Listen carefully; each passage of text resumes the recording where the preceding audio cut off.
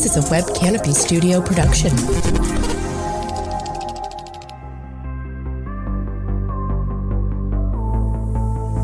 Hey everybody, today we kick off Season 2 of Under the Canopy with a great interview from the team here at Web Canopy Studio, and we're talking about great SaaS website design trends to follow in 2020.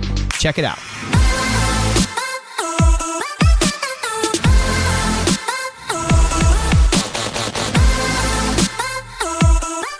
Hello everybody, John Aiken here from Web Canopy Studio. It's lovely for you to hear me. Thank you so much for listening. We are back with Season 2 of Under the Canopy. Last year, we did a number of awesome things.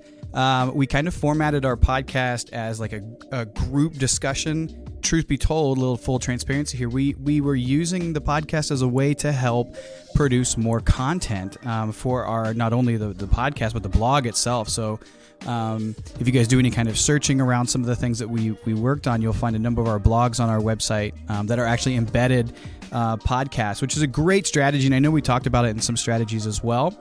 We're going to continue doing that too, because we think content planning and podcasting and video kind of goes hand in hand. So you'll see some of that more and more as the year goes on. But there's some more exciting stuff happening right now, and I'm really excited to get 2020 underway. We're going to switch up the format a little bit, actually. So the format of the podcast is changing. We're going to still continue to have our group discussion, which in fact we have one today, which we'll bring in here in a second. But we've been kind of sneaky, and we've reached out to a number of awesome guests to come on the show. So I don't want to give away too much just yet, but we have some pretty cool guest speakers that'll be coming on that are just going to meet with us and share their knowledge about building a marketing department, running marketing for SaaS companies, and so on. So it should be a really awesome year. So thanks again for listening. I do want to give a shout out. We've had a number of listeners now, and I look at the analytics and the stats, and you guys are all over, which is really cool. And I know we have a number of our existing clients listening now too. So hello to any of you guys, and do apologize if we share any awesome stories about you during this podcast. So another little bit of a shout out here to the Web Canopy Studio team. We've had a phenomenal year. 2019 wrapped up really, really awesome. And 2020 has just already kicked our butts to start the year off. As far as the amount of work that's going on in our office, I can't believe how much the team is working, and really, really proud of all of them. Again, we'll have some of them come in here in a second. We'll chat through a couple things. But I want to just give a testament to that by sharing just a testimonial of some of the people who have experienced the team and what they've delivered and how they've helped. And so we've worked with Oregon State University on a really cool project. We redeveloped Oregon State's professional and continuing education online programs. So we redid a large portion of Oregon State's website for this department, allowing alumni and people who are wanting to be a student go back and get certifications and do online coursework, as well as go to like postgraduate coursework as well that might have classes in an actual facility. And so Greg from Oregon State wrote a really great review of our team, and I think it's worth giving a shout out to them because the team has been working so hard. Greg says, "So happy we chose them. Web Canopy is the real deal. Finding an agency is super hard, especially when you have a lot on the line. There are so many agencies out there with slick homepages and rehearsed pitch that it feels nearly impossible to discern who can actually deliver. In short, Web Canopy delivers big time." He goes on and gives a shout out to Liz and Larry and Blake from our team, who just were really instrumental in the development of that site. And Greg, we couldn't have been happier to work on this project with you. We're excited to continue to work with you as time goes on. And yeah, thanks, buddy. Really appreciate the kind words and the shout out. It means so much to see that kind of stuff come through. I would love to take credit for it, but I can't, because all I did was sign a contract at the end of the day. And so the team here is really what holds everybody together. So enough blowing smoke. We're going to go ahead and get started. So that we had an interview in our office where I sat down with Sani. She is our office administrator. She helps things run smoothly here in the office and cracks the whip on all the employees. And in the nicest way possible, of course. Sam, who was previously in sales with me, he was a growth coordinator. You guys have seen or heard some podcasts with Sam before. Sam, in the new year, transitioned to a new role of working on the accounts team. So he works with our clients directly now on the account side, which is a great move for him. And then Miss Liz is our creative director, and every single website that comes through this office must go through her. So she has some really great insight to share, because we wanted to put together a podcast that was focused on what are the best website design trends to follow this year, especially as we have accounts that are with us for 1, 2, 3 years, and we see these trends over time and how things are working. And so our agency has shifted quite a lot to a different way that we're doing website development. Really, over the last 6 months, we've really tightened and locked in on where we're going with website design. And so there's a lot of things in here to go through, and I think we drop some major knowledge in this interview. So with that, I'm going to pass it over to me, I guess, for the internal interview from Web Canopy Studio.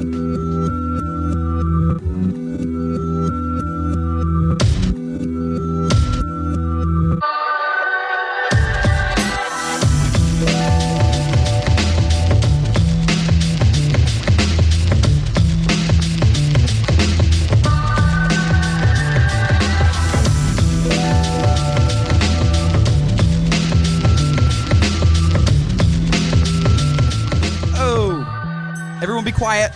Wait, I have something really important to say. Let's go. All right, welcome back to Web Canopy Studios podcast called, what's it called, Under Sam? the Canopy. Under the Canopy. Brought to you by Web Canopy Studios production. Oh my gosh. We have the voice of the podcast intro with us, special guest, Sani D. Long-time listener, first-time Caller. I feel like we just saw behind the curtain. Like we just saw the Wizard of Oz. Like, oh no. We need to have more of this, Sani. Are we all excited, or are we all a little bit disappointed? Well, about you with being the curtain you? reveal. You know what? Nobody answer that. Yeah. Hypothetical question. Rhetorical question, we'll say. How about that? Oh, yes. Well, now that we've gotten that out of the way, we actually have another masterclass coming out soon that's about our budget planning masterclass for 2020. I just sent the first email out today, and it's got a lot of opens, Sonny. How many opens? A lot. Like, a lot? A lot. Is that an important metric? It was a vanity metric. Okay. Call me out. Yeah. So, yeah, budget planning webinar. If you haven't got the email out yet, or masterclass, there's probably a banner on our website if you're listening to this at a timely time. So have a go, take a look and see. We'd love for you to come and check it out. And kind of on point and on theme for today, we're actually talking through great SaaS website design trends to follow in 2020. And this is coming out of we've had a lot of site launches in the last couple months. A lot, yeah. It's been a busy more to come. And more to come, yeah. And we're seeing some trends and some themes come through as to what's working and what's not. Basically like user experience, how they're showing us what they're doing on the site. And so we're going to push that through into 2020 and to how to allocate your time and your energy on your website when you're going through what should be on it, what shouldn't be on it, and putting that into good use for your layout and your wireframes. So that being said, Liz, let's start with number one. What are some great website design trends to follow in 2020? So really getting into starting to answer the questions that your customers have right from the beginning. You know, you don't want to have a tagline. You're not Nike. You don't need to just do it. Right? You need to actually have something to say. You know, you're not think different either. You got to have that long-term goal, like really kick it off. Set that the client up for success. Like, what are they going to do with you to make next year be the best year yet? I feel like I hate the silly taglines. A lot of people do that, and it's such a pain in the butt because it doesn't tell your users or your visitors what it is you actually do. Right. It doesn't say anything. You know, maybe it's catchy, maybe it gets stuck in somebody's head, but they're not going to ever associate it with you. No. I mean, unless you are Apple. Because that's probably going to be their last time on your site. Yeah, right?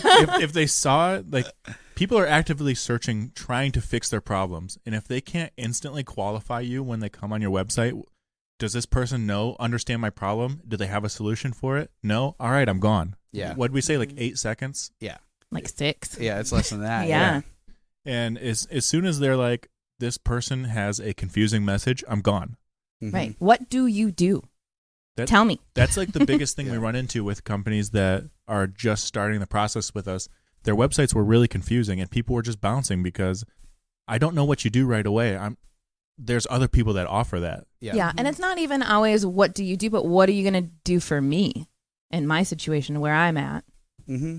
Yeah. I think a really great strategy for trying to decide what should be on your website is just to answer, like, write down all the questions that people ask you about your company and make a list of 20, 30, 40 questions and start prioritizing that and answer those questions. And that's going to give you a really solid starting point as to what you should be saying on your website and why and where and how. But in a conversational way, you know, I think people look at that and they're like, okay, well, I need to have an FAQ page. Well, not really. You need to answer those questions on the homepage or, you know, on those top level pages. Let's talk about that. Who uses FAQ pages? Have you ever gone to an FAQ page on a website because you have frequently asked questions?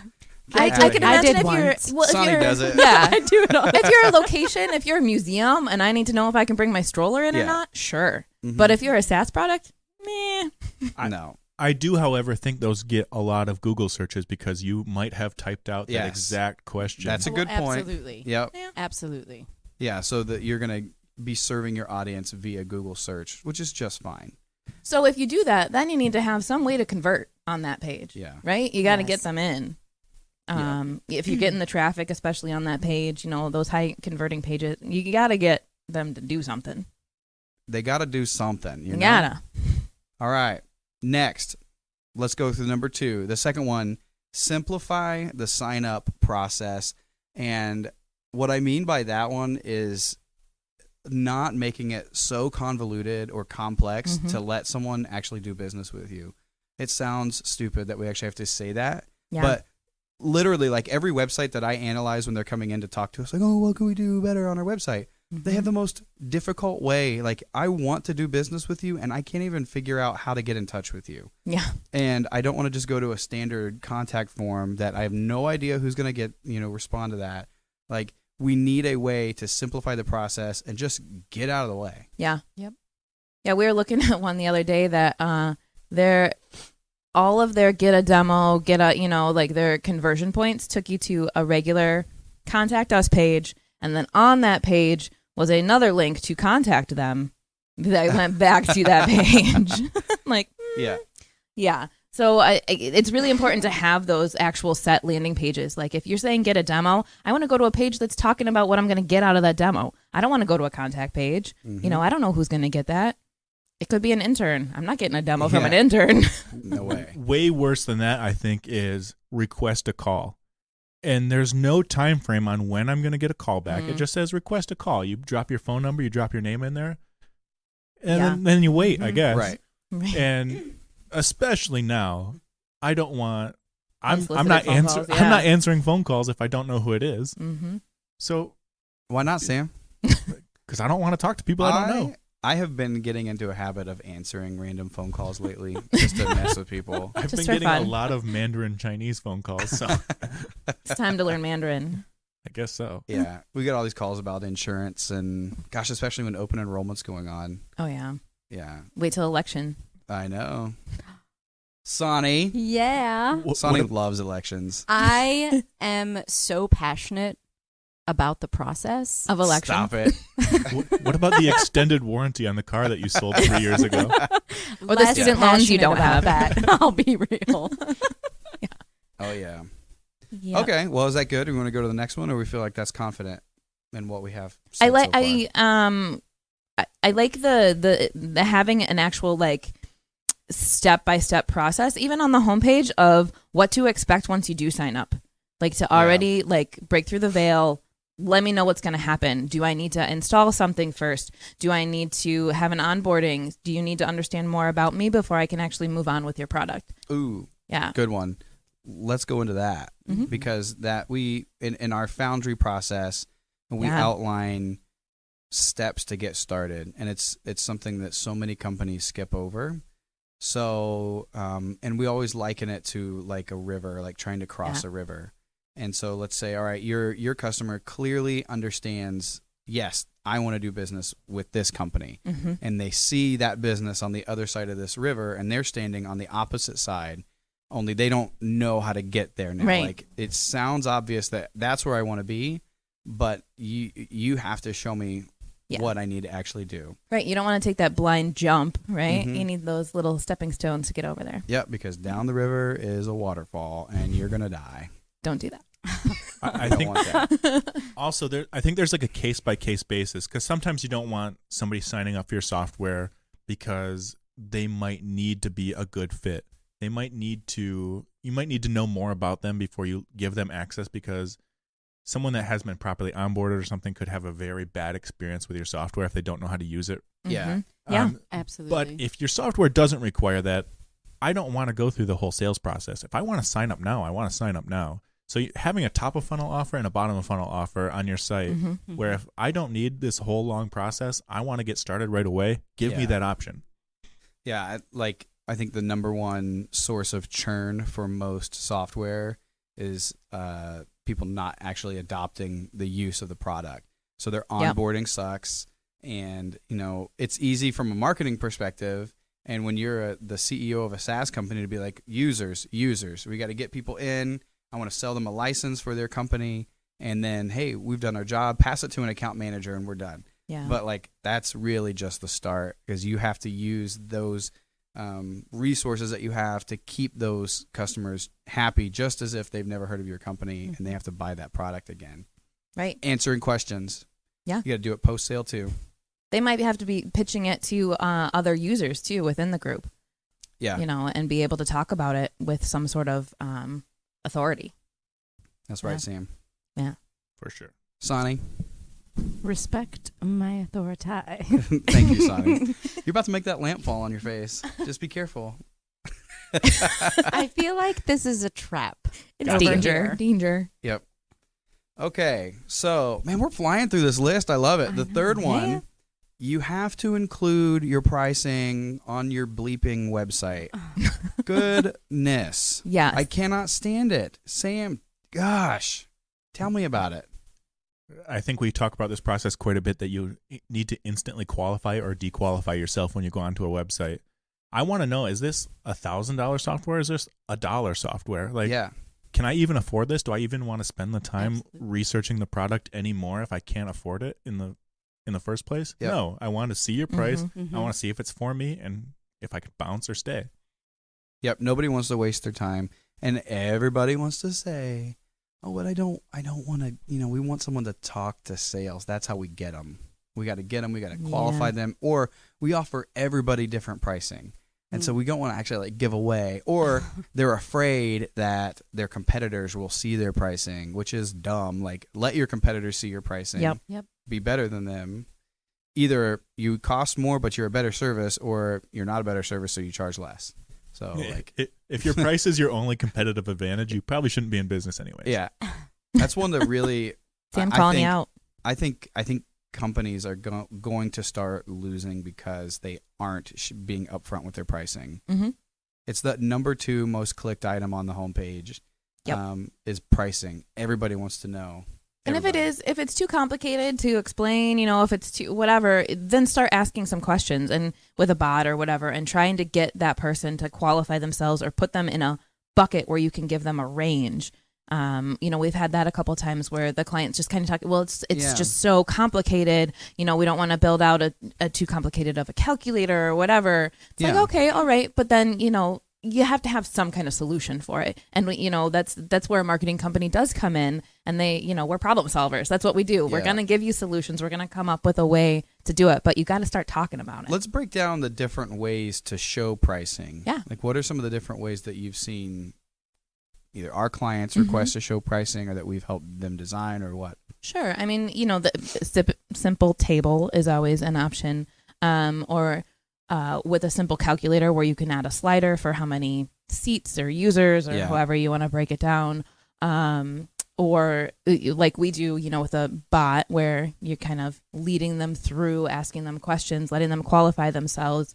And then you can give them a range, you can give them examples and case studies and build that relationship. It doesn't always have to be just, here's our price, take it or leave it.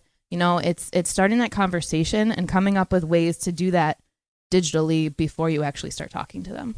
I like the idea of the bots. I like the idea of the calculators. Tables are great too. Like, it's very upfront. Yeah. And it's kind of like the original pricing information was like, here are the 3 different kinds of plans you can purchase. Here's a toggle to see what it looks like annually versus monthly. And you make your choice based off of that. Now, that's pretty upfront. You're not really capturing any information. You're basically just showing somebody your price sheet. Yeah. The calculators is another cool option. We've done that. We've been doing some more intuitive calculators with customers lately, which I think is really neat, because a lot of companies today do have some kind of complex pricing model, and it's not just cut and dry. I have 5 users, therefore I have 5 seats, therefore it's $10 a user a month. I mean, there's things like after you reach a certain threshold of whatever, you get some kind of price quantity break. drops and price breaks, and you're adding add-ons and so on. So the pricing calculators are really cool. They're a little bit complex to decide how it's going to be built sometimes, but I think they're pretty awesome. They're fun to play with. They are. I mean, fun to play with. Yeah. Yep. Just looking at, from a UI standpoint, anything where you can have people interact and spend more time on your site, the better, Yep. And if you can capture information during the process is really ideal. So the bot idea is great. If you're using HubSpot or Drift or some of these other products out there, you can pose questions to people and ask them to give you feedback, which will then affect what the fee is that you're going to show them. So you come to our pricing page and it says, would you like to know pricing on better website, or are you looking to generate a better website or generate better quality leads, which is basically inbounder websites? And based off of what you say, you get triggered different sets of questions. And so if you say, now I have about 100 pages on my website, the next question is about WordPress, HubSpot, where's it hosted? Yep. And you say WordPress, and so we're starting to gauge, okay, on our end, we're starting to populate. I know on the back end how much effort that's going to take. Right. It's going to be 100 pages. We're migrating it from WordPress to HubSpot, or maybe they don't have HubSpot yet and they're considering it. The timeline is within the next 2 weeks, which is always like, oh, it's super urgent. Always. But that and then when you finish that bot situation, you show them, okay, it looks like your website is going to be somewhere between 15,000 and 40,000. Yep. Here's my calendar. Let's book a time and talk through this together. Regardless of if they book a time or not, you've just collected all that user's information. And so now you can go back and see from a sales perspective, those are people that I absolutely want to talk to because they've already answered all the questions I was going to ask them on a phone call. Right. So those are really great opportunities to move forward. Well, you can move them down the funnel. You can start nurturing them because now you know enough about them to know what kind of things you could send them as far as emails and whatnot. So, Sam, marketing. Number 4, let's talk about video. Pop-up video. Anybody can write a review. And anybody can fake a review. Fake it. But I cannot fake a video review. Not yet. Not yet. It's coming, I'm sure. But I want to can't see fake my that someone like me had the same issue and this XYZ company solved it for them. Yep. And I want to say, I have that problem. This person had that problem. Yep. This company solved it. I want my problem solved. Let's talk more about this. Absolutely. Yeah. Yep. It makes you feel so good when you're like, hey, can you show me an example, or have you ever worked with a company that's done something like this? I sure can. Like, yeah, I sure can. Yep. But you're going to show them the video of the client telling them what an experience it was and the results they got. Because then I don't have to. I'm not going to sell the project at that point. My past client sold the project at that point. So using those videos. we're currently redoing our website, and video on the homepage is a really critical component. Like just explaining from what do we do kind of standpoint. Like we have to diversify and show why we're a different company compared to everybody else. Yep. Rather than making somebody read a bunch of BS text that's on everybody else's website about why they're different, like I'm going to tell you in 30 seconds why Web Canopy Studio is different, and I'm going to have my clients on there too tell you about the experience that they've had with us. Absolutely. Like, and that 1 minute long video will do way more than any sales conversation that I'm ever going to have in the next couple months. Yeah. I think hope. too, just from I think 100%. And I think too, something to note anytime you do have video is to have like a pull quote or something important. Another way for people to digest that content, because maybe I don't have the 30 seconds to give you right now, but if I see a pull quote of like this, this company really solved XYZ, then I'm like, okay, when I have time, I'm going to make time to watch that. Yeah. Mm-hmm. If I just see a video and I don't know what I'm clicking on.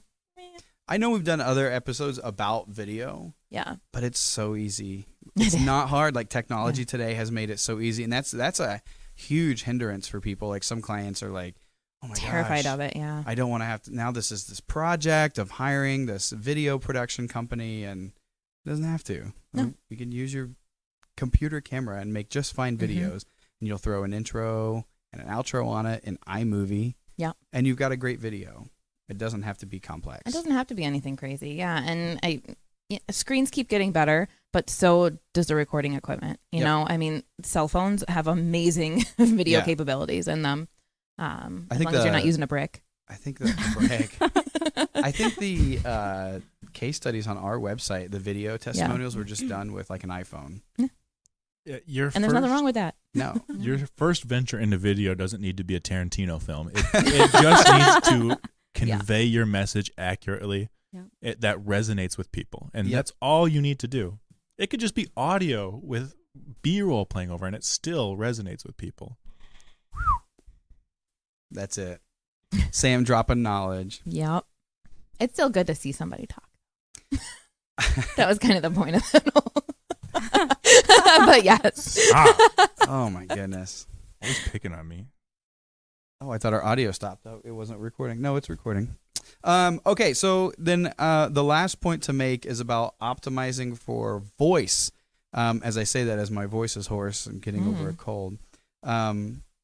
This one is really about the changes in how people search. So I think it's as of 2020, it's expected that there's going to be more voice searches than there are text searches, which is crazy.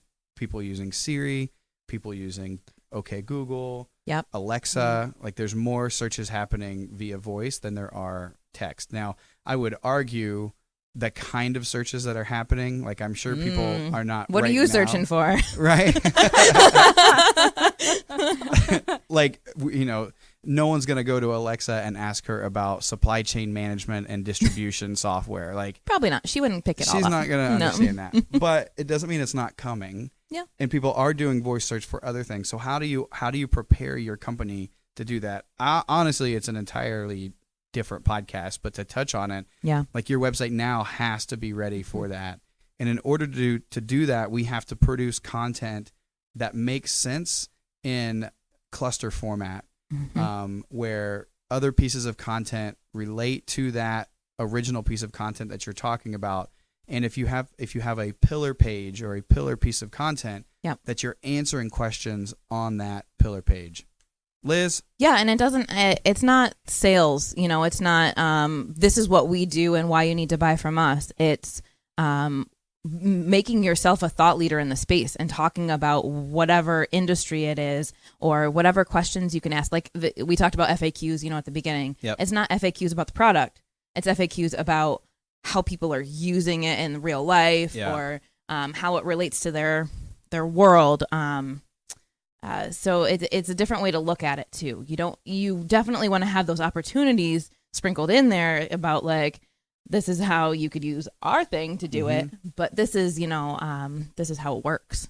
If I'm putting together a pillar page around, let's just say inbound marketing. I want to have what is inbound marketing at the very top, because I want that to be like, I want that to be an authority, and I want that to be a question that people see and the likelihood of phrasing it in such a way that it's conversational. Yep. That is the kind of stuff that is served in snippets. Snippets are like the Google searches at the top of bless you, Thank you. at the top of Google. So now, like, and whether you realize it or not, as you search things, you're being served the answer at the beginning of your search for the most part. And then Yep. you have, obviously, you can do a lot of different resources. Those are snippets. Why are you laughing, Sam? It's just the cutest little sneeze I've ever heard. Oh, just let it go. Why do you got to hold it back? No, because then it's loud and You gross. do you. I Don't do. be embarrassed. No. Snippets.